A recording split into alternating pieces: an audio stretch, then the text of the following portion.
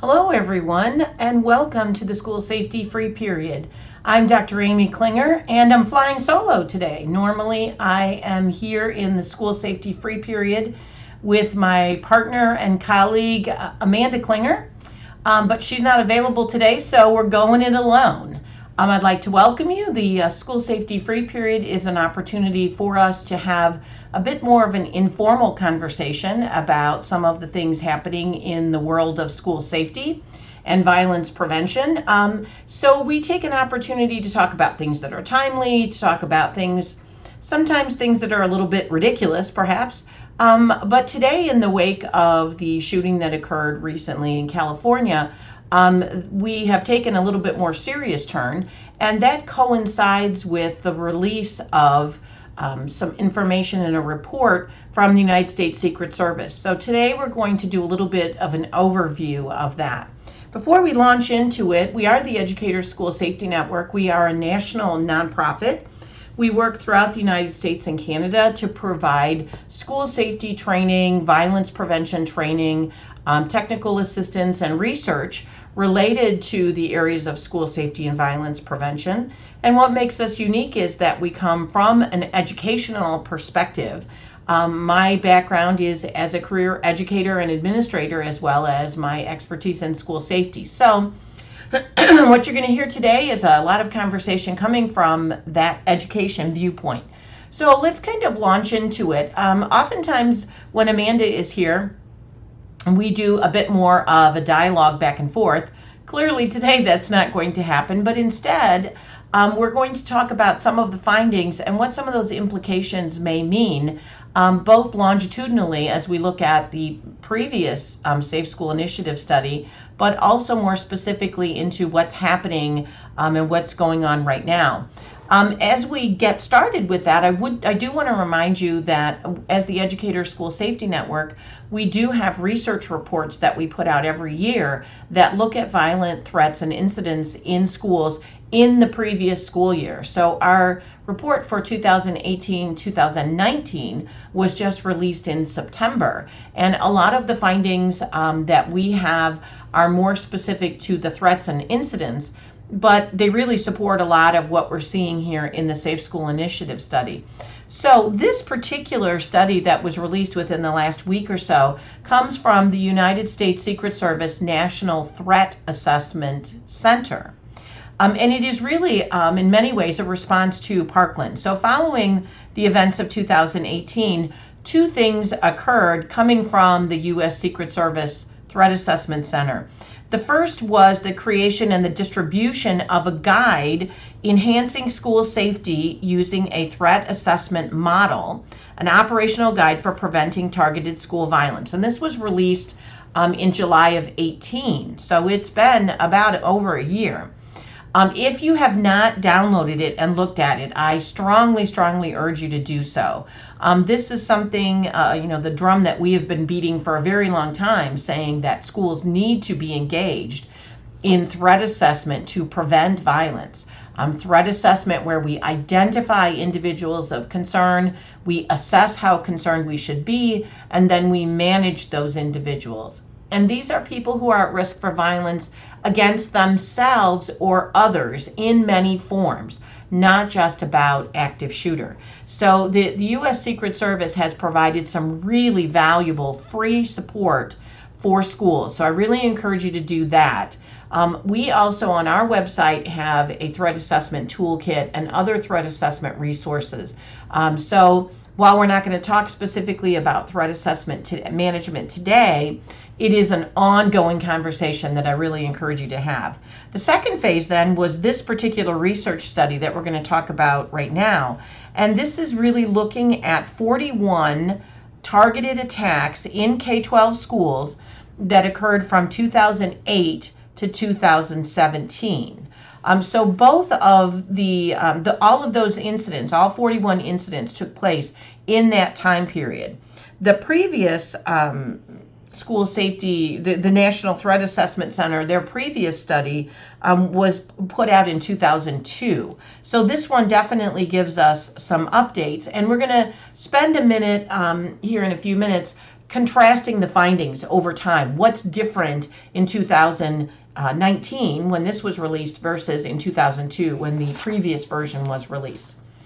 So these 41 incidents all were targeted violence. And it's important to note, just like in the research that we do, that it does not include incidents that were related to gang violence. It doesn't include drug violence or other instances where there was a separate concern in the community that spilled over into the school. These are 41 incidents where the school was the target and where the attack took place in the school. So it's really important that we understand the parameters of that. And there were, in the executive summary, they give some very specific key findings that, again, have been ongoing. So these are things that we know to be true from the research. We know them to be true based on the previous study as well as this study. And these are also collaborated by a lot of other research in the field as well. So I want to highlight those, and then we'll unpack them a little bit individually. So some of the key findings: there is no profile of a student attacker, nor is there a profile for the type of school that has been targeted. This means that this type of targeted violence in schools is tragically an equal opportunity situation. We have seen them in virtually all kinds of schools with all kinds of perpetrators. So there is no specific profile. We will talk in a minute, though, about some of the tendencies and some of the things where we tend to see them fall. The attackers usually had multiple motives, the most common involving a grievance. Now, we know that there's a lot of common wisdom that says that every school shooting is caused by bullying. I think this report and many others are really sort of raising the notion that it is not necessarily that there was actual bullying taking place, but what we're finding is typically there is some sort of a perception or a feeling on the part of the attacker that they are somehow aggrieved, that they have somehow been treated unjustly, that there is a problem. And so typically these grievances were with classmates, but other times it was with other significant people within the school. There were other motives that were typically sub-motives. So there was typically always this primary motive, which tended to be a grievance, whether it was real or perceived.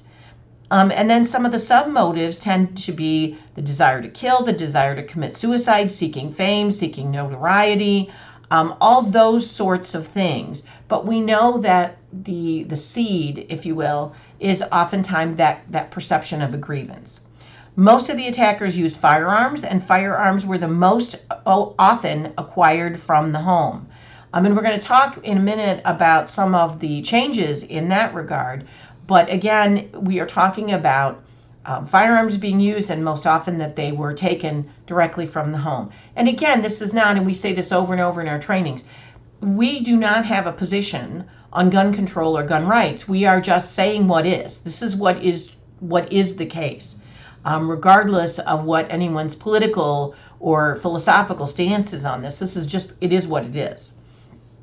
Most of the attackers had experienced some sort of psychological, behavioral, or developmental symptoms. So they had some sort of mental health issues, typically psychological, sort of such as suicidal ideation, depression, that sort of thing. They were behavioral, defiance, misconduct, oppositional sort of things, or they were neurological, some sort of cognitive deficit or neurological dysfunction. But almost all of the attackers had some sort of difficulty in the area of either psychologically, behaviorally, or developmentally. Half of the attackers had interests in violent topics. And again, we see that in our work a significant percent of the time with specific topics like Columbine especially is one, but also a general interest in violence and in violent topics. And so that's about half of the attackers. All of the attackers experienced some sort of social stressor that had to do with relationships, especially with their peers and or romantic partners. So all of these attackers had some sort of area of social stress in their life where there were relationships that were dysfunctional, relationships that weren't working, relationships that were severed, relationships that were in conflict. So the relationship piece was really significant in all of the attackers. In addition, nearly every attacker had some sort of negative home life factor. It could have been divorce, separation, there was drug abuse, domestic violence, criminal charges, some sort of other sort of abuse. And it's so not to say that any of these things are necessarily predictors for a given individual. Again, we just need to look at, in these 41 cases, all of these attackers experienced some of these things or had negative home life factors that contributed to it. Most of the attackers were victims of bullying, however. And so I said earlier that when we're talking about the grievance piece, and that's not to negate the effect of bullying, because clearly it was an issue, or at least the perception of bullying. And most of the attackers had a history of some sort of disciplinary problems in school, and a good portion of them had prior contact with law enforcement. And all of the attackers, all of them exhibited concerning behaviors. They were exhibiting or engaging in behaviors that caused concern, not necessarily saying things that posed a threat, but they were engaging in behaviors that posed a threat. So when we look at the totality of this sort of, I mean, that's kind of the overarching notion that when in these 41 attackers, and if we extrapolate that out, if we're looking at trying to protect or prevent potential attackers, we can't profile them. So we know that there isn't a profile of it's going to be this kid or the kid that looks in this way. But we know that there's going to be issues with grievances. We know that oftentimes the firearms will be a factor and they're going to get them from home. And again, that speaks to the wellness check, or the idea of inquiring about the accessibility of firearms in the home for certain kids in certain circumstances. We know that there's going to be psychological, behavioral, developmental problems. Oftentimes that interest in violent topics, the social stressors, negative home life, victimization in terms of bullying, a history of school discipline problems, and exhibiting behaviors of concern.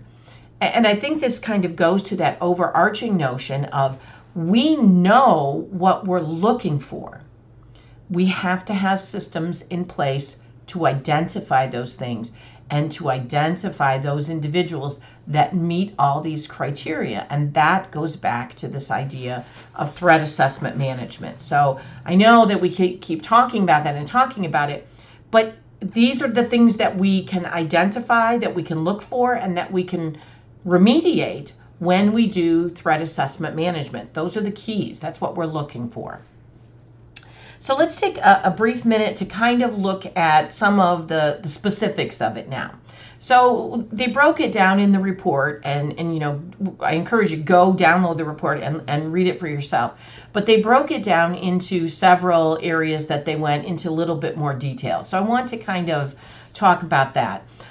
They started out about the location of the attack. So 95% of the attacks took place in public schools.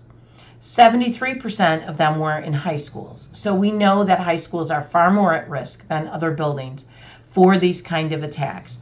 Middle school, 22%, and elementary school was a very small percentage at 2%. There was really nothing significant about the actual communities. The suburbs, 34%, cities, 27%, rural, 24%. So there is no statistically significant thing that says, oh, it's going to take place in this area. Again, it's that sort of equal opportunity tragedy. School size didn't really seem to make a whole lot of a difference either. We had a distribution of attacks of 22% were in very large schools with more than 1,500 kids, but 22% were in very small schools with less than 500. So I think one of the takeaways when we look at some of this non-conclusive, not significant stuff, even in terms of class size, pupil ratio, none of those things seem to be significant factors. And I think the takeaway there is every school needs to be concerned. Every school needs to be able to prepare for an active shooter, but more importantly, every school needs the threat assessment mechanism in place to be able to identify, because we know what we're looking for. We need to have that mechanism in place to be able to identify individuals of concern. And that's the piece that most often is missing. And if you listen to us at all in any of our webinars or podcasts, we're constantly talking about that. We have this overemphasis on active shooter events in terms of preparation and training for what are pretty statistically rare events. Less than 6% of all violent events that we tracked last year were active shooter events. But yet, clearly they're horrific and we need to do something about them. And so it's very frustrating that we see a lot of schools who are very, very centered and focused on the response piece of what do we do after this tragedy has happened, as opposed to significantly fewer schools who are focused on the prevention piece. And that kind of takes us to this other part of this section where the Secret Service is really explicit about the idea of physical security is not the only thing. And I'll read you exactly a quote from them. Either of the approaches alone would not constitute the most effective means of preventing an attack. So if all you have is active shooter response, it is not the most effective way to prevent an attack.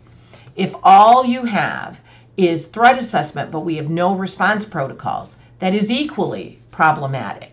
So, the Secret Service has been explicit about this since before 2002, of we must have both means. We must be able to respond, but we also must be able to prevent. And that's really critical. And I think in the report here, they talk about it, that in some cases, at the time of the attack, half of the schools, almost half, 46%, had one or more full-time SROs on scene, and they still had an attack. So 46% of them had multiple law enforcement people on scene and still had an attack occurred.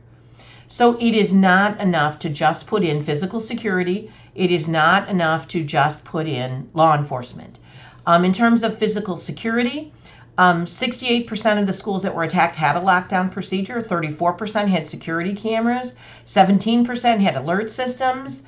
So we've got all kinds of, and 15% had private security guards. So we had lots of physical security measures that that were present in schools that were still attacked.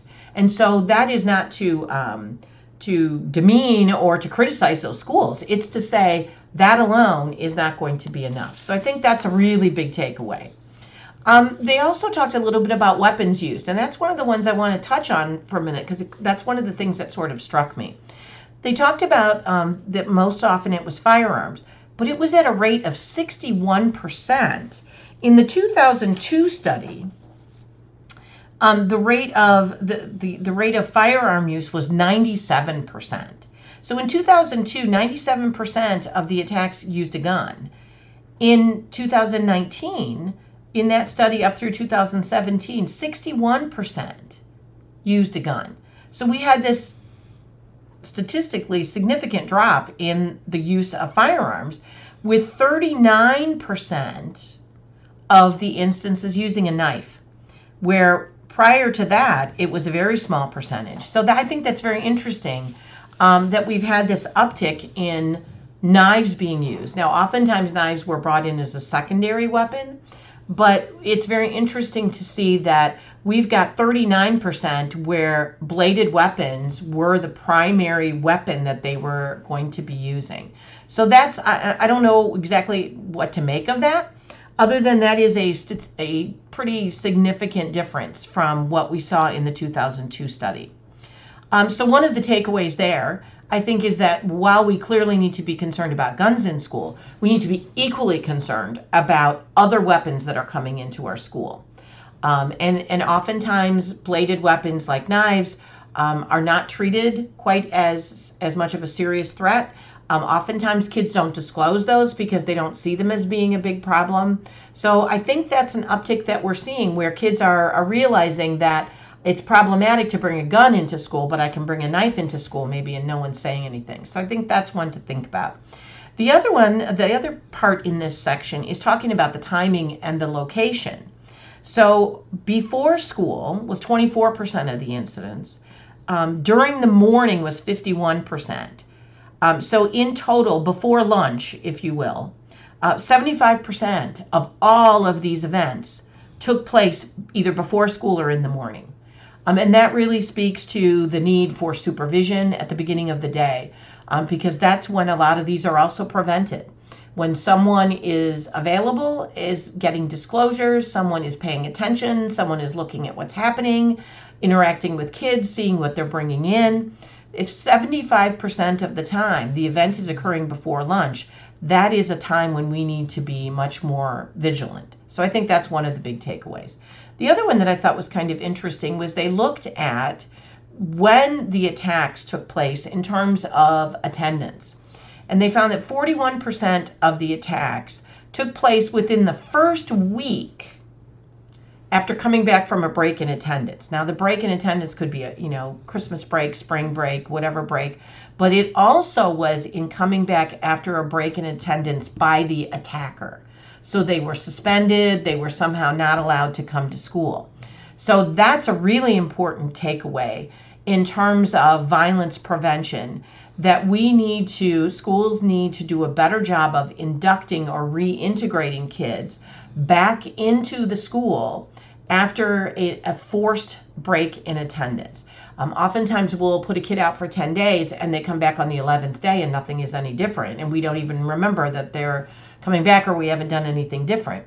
So it's really important for us to, and they use the term, facilitate positive student engagement following discipline, and especially within the first week that the student returns to school.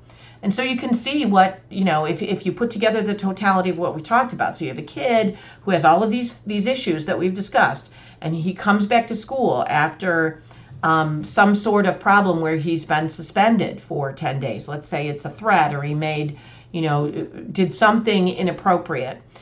He comes back to school and within a day or two, nothing has changed and he's being treated in the same way, or he perceives he is. There is no difference in the level of support and intervention. It's same old, same old, same old, and that sense of grievance grows. And so you have this pretty significant rate of attacks taking place within that break of the first week after that break of attendance. So I think that's a big takeaway. In terms of the duration, 83% of them were 5 minutes or less. We know that the shootings, attacks, or whatever the attack, the nature of the attack is, they are typically pretty short-lived. 2/3, 68%, lasted for 2 minutes or less, and almost half were less than a minute. There is not a ton of time to respond. And I think the takeaway here is that we can have these elaborate drills of how are we going to stay, and we're going to barricade in our classroom for hours, and we're going to do this and we're going to do that, and we act like we have all of this time to respond. Well, when you're talking about almost half being less than a minute and the vast majority, 83%, lasting 5 minutes or less, people need to know what to do in the moment. There is not going to be an elaborate command structure of announcements and all kinds of things. So we need for people to be empowered to make decisions about what to do, not just intimidated and being fearful of that. The location of the attacks, 88% of the time, the attack, because they are so short, starts and ends in exactly the same location. Most often it was the classroom. And the second most often was immediately outside the school, such as at arrival, dismissal, sort of thing. So we don't typically have an active attack event where the person is on the move, because it is so quick and happens so fast. They go on to talk a little bit about response time and all those sorts of things, but I don't want to get too far into the law enforcement side of things, other than to mention something that they find to be very significant, as do we. And that's looking about the resolution of the attack. The half of the attacks ended without any external intervention, and that's different than we have seen in the past. So a lot of them ended without anyone intervening. They just were done, and the person fled or committed suicide or whatever they did. But when there was intervention, 22% of the time it was non-law enforcement, and 15% of the time it was law enforcement. And that is very different than the 2002. It's somewhat different than the 2002 study, where you had a very low percentage of attackers who were giving up at the end. It was almost always either aggressive intervention or suicide, where they ended violently. So I think that is an interesting development, where we are not seeing them end as violently, and we're seeing the resolutions being a little more diverse. But the Secret Service felt strongly enough to put this in bold. No attacks were ended by outside law enforcement agencies responding to the scene from off campus. So in other words, if your plan is the law enforcement guy, the cops are going to come on campus and take care of this for me, that's not going to happen.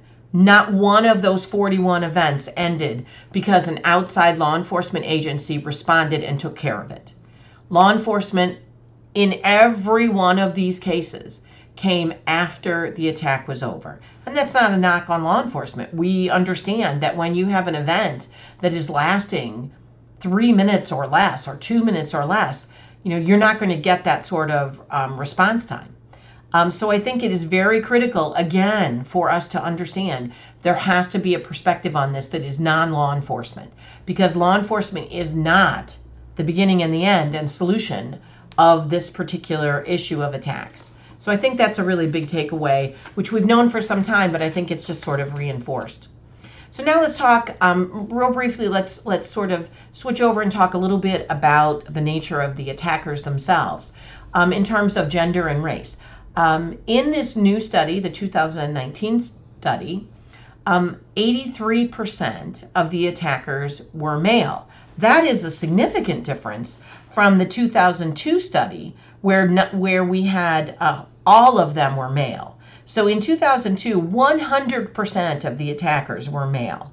Now we are down to 83% being male. So that's very different. That is a statistically significant difference that requires us to shift our thinking when we are identifying individuals of concern, that yes, while many of them are going to be male, we cannot overlook the needs and the potential threats of females, because that we see that trend occurring.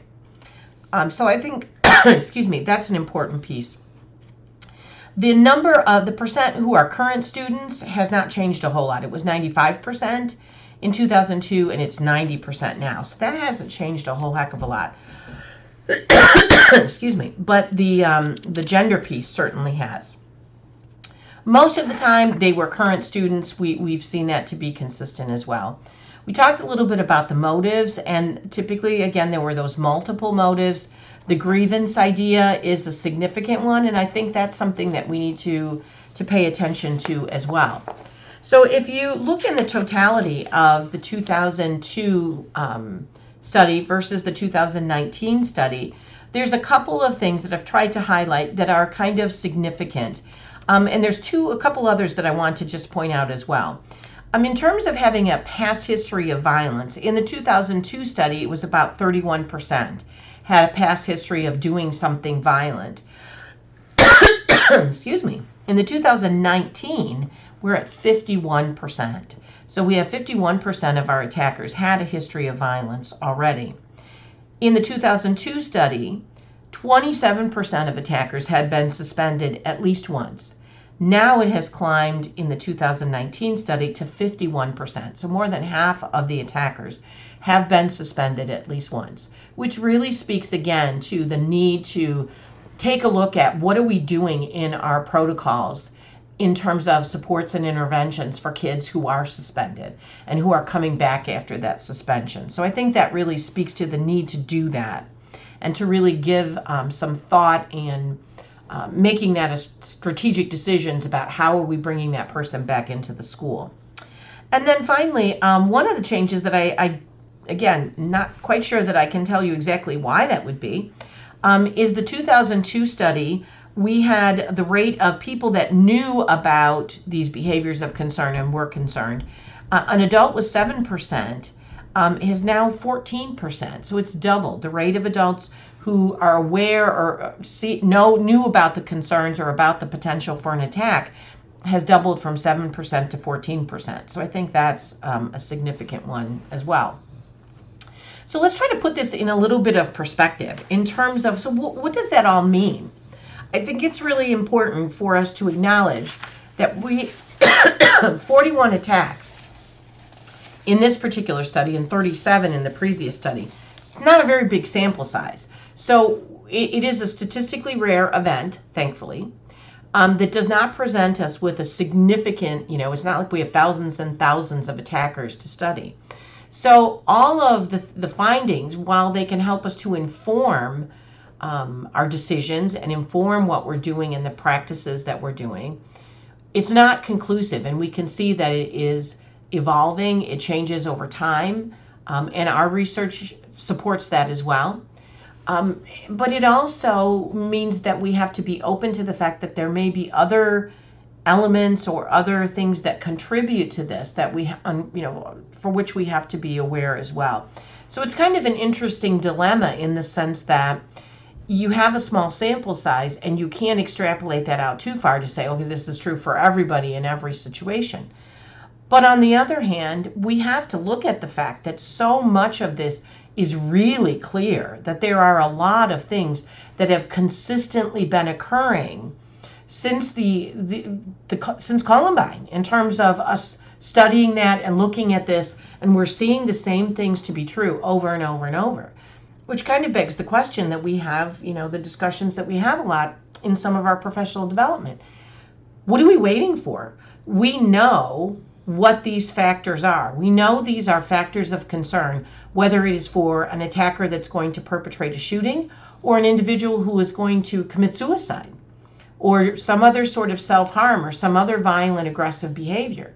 So we know what we're looking for. We need to instead do a better job of formalizing the systems by which we provide appropriate support and intervention, and by the systems by which we identify these individuals, rather than just saying, we're going to spend all of our time and energy preparing for this event and not trying to spend time and energy preventing it.